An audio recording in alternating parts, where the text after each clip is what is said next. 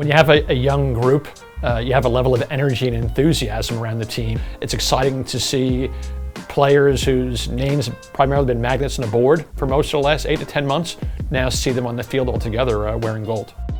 Because the league enables us to have as many as 3 DPs and 3 under-22s, that doesn't necessarily mean that teams will use all those or have to use all those. That's really club discretion and not league discretion. Saying that, we have to be pretty calculated with kind of keeping our cards close to our vest, which is why I tend to be kind of a coy, or tend to kind of be calculated as far as sharing information like that.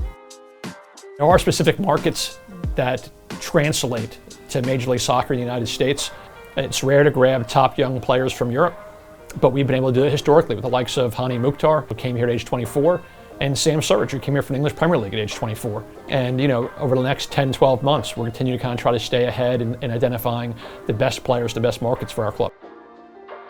It's hard for me to talk about expectations sometimes. One, I'm a terrible loser. And then 2, I've actually never gotten into a game, whether it's coaching or in the capacity I'm in now, where I didn't think we had the ability to win.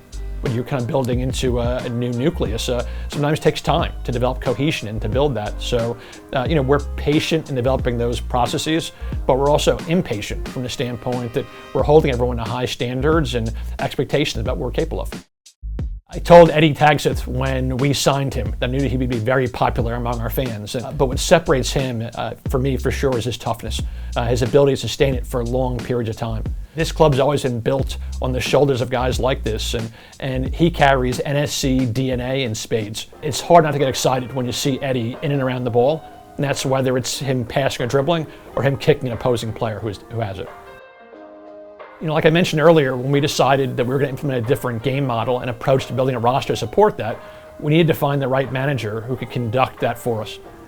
Very quickly, that guy became BJ Callahan, and for me, especially through this preseason, he's been as advertised from that standpoint.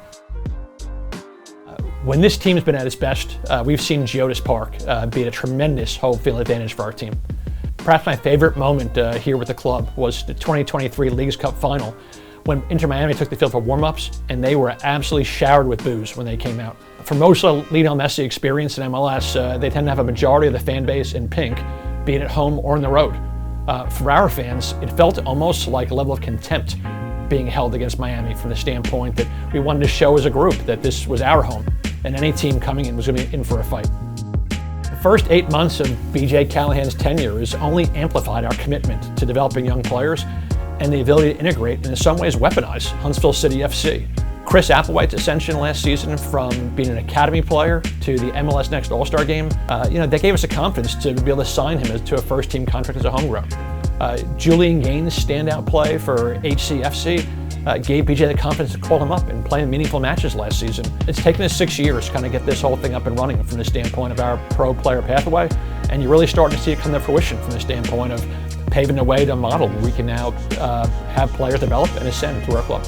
I've got one more on this sheet from Katie Jacobs on Instagram. You want me to answer that? Yeah, give us your best shot.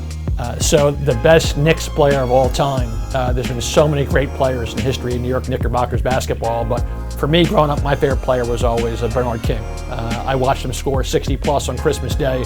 I watched him take an undermanned team to beat the Detroit Pistons and to take the great Boston Celtics team absolutely to the brink in the playoffs. So for me, he's always a guy I looked at as the greatest Knick.